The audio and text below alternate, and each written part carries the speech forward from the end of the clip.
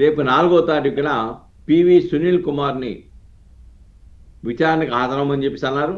Definite గా సునీల్ కుమార్ అయిన తర్వాత పిఎస్ఆర్ ఆంజనేయుల్ని ప్రశ్నిస్తారు. అలానే ఎవరైతే ఆరోపణలు ఎదుర్కొంటున్నారో ఆనాటి ముఖ్యమంత్రి జగన్మోహన్ రెడ్డి గారిని కూడా నోటీసులు ఇచ్చి విచారించడానికి కావాల్సిన అవకాశం అయితే చాలా స్పష్టంగా ఈ ఫిర్యాదులో పొందుపరిచినారు. కాబట్టి డెఫినెట్ గా వాళ్ళని విచారించవలసిన అవసరం ఏర్పడుతుంది. ఏదేమైనప్పటికీ కూడాను ఇది దేశవ్యాప్తంగా కూడా సంచలనం కలిగిన అంశం. డిస్కస్ చేద్దాం సార్, చాలా విషయాలు ఉన్నాయి. ఒకసారి విజయ్ కిరణ్ గారితో మాట్లాడతాను. విజయ్ కిరణ్ గారు ఏం చెప్తారండి ఈ కేసుకు సంబంధించి?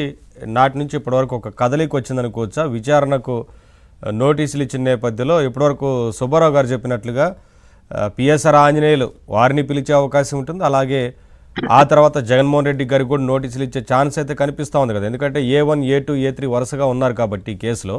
ఏం చెప్తారు సార్? మీకు ప్యానెల్ సభ్యులకి ప్రేక్షకులు అందరూ కూడా గుడ్ ఆఫ్టర్నూన్ అండి.